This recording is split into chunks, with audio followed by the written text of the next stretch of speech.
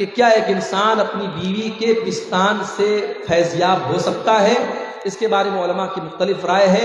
زیادہ مناسب جو رائے ہے وہ یہی ہے کہ انسان کو اس چیز سے پرہیز کرنا چاہیے اور بچنا چاہیے، یہ مناسب نہیں ہے کیونکہ بچے کا حق ہے۔ واللہ اعلم بالصواب۔ یہ ایک سوال آیا ہے کہ کیا نماز کی حالت میں داہنے پیر کی جنبش سے نماز خراب ہو جاتی ہے؟ دیکھیں، کوئی معمولی جنبش آپ کرتے ہیں، مان لیجیے کبھی ایسا ہو رہا ہے کہ ہم نماز پڑھ رہے ہیں، اب کہیں کھجلی ہو رہی ہے، ہاتھ سے آپ نے کھجلا دیا، یا کسی پاؤں میں کسی کیڑے نے کاٹ دیا، پاؤں سے آپ نے کھجلا لیا، اس سے کوئی حرج کی بات نہیں۔ نماز کی حالت میں کوئی ایسا کام آپ مت کیجئے کہ ایسا لگے کہ آپ نماز کے باہر ہیں، نماز کے اندر آپ ہے ہی نہیں ہیں۔ بالکل آپ جیسے آپ نے ہاتھ باندھا ہوا ہے، اب ہاتھ سب چھوڑ چھاڑ کے آپ سر کھجانے لگے، پیٹ کھجانے لگے، تو یہ مناسب نہیں ہے، اس سے آپ کی نماز خطرے میں پڑ جائے گی۔ معمولی کوئی جنبش ہو گئی تو اس سے کوئی حرج کی بات نہیں ہے۔ کیا پیر کے ناپاکی کو دھوئے بنا وضو شروع کر سکتے ہیں؟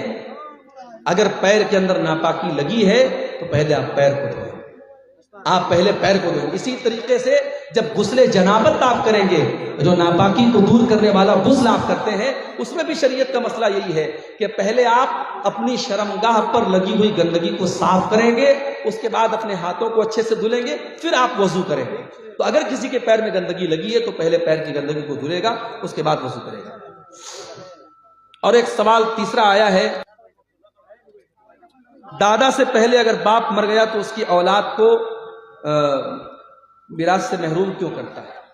دیکھیے، شریعت کا ایک مسئلہ ہے کہ اگر دادا کی زندگی میں باپ مر گیا تو باپ اگر مر گیا تو پوتا ڈائریکٹ اپنے دادا کی وراثت میں حصے دار نہیں ہوگا۔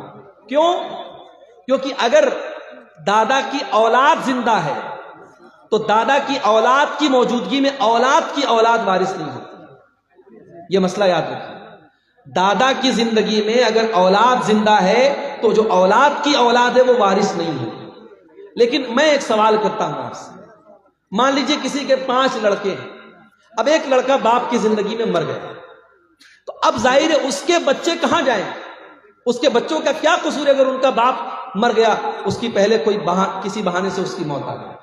تو اسی لیے علماء کہتے ہیں کہ شریعت میں وصیت کرنے کا جو حکم ہے تو وصیت ایسی صورت میں کرنا ضروری اور لازم ہے۔ دادا کو چاہیے کہ اپنے اس یتیم پوتے کے حق میں اپنے جائیداد کی 1/3 حصے تک کی وہ جو وصیت کر سکتا ہے، جو شریعت میں وصیت کرنے کا آپشن ہے۔ اب یہاں پہ وصیت کرنا آپشنل نہیں ہے کہ چاہے تو کرے چاہے تو نہ کرے، بلکہ دادا کے لیے